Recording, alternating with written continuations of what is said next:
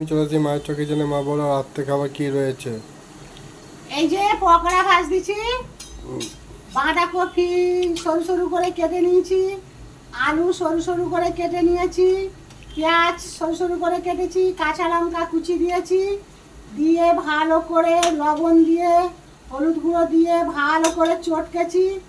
চটকে দিয়ে এই পকোড়া ভাজা হচ্ছে, গরম গরম পকোড়া। আজকে এই পকোড়া, গরম গরম পকোড়া। প্রচণ্ড বৃষ্টি হচ্ছে, কদিন তো ঠিক রান্না করতে সময়ও পাই না। এই ছাড়তেছি, বাঁধাকপি আলু পেঁয়াজ কাঁচা লঙ্কা ভালো করে চটকে নিয়েছি, দিয়ে স্বাদ মতো লবণ দিয়েছি, হলুদ গুঁড়ো দিয়ে এই ভেজে নিচ্ছি, খাওয়া হবে। এই ভেজে নিলাম।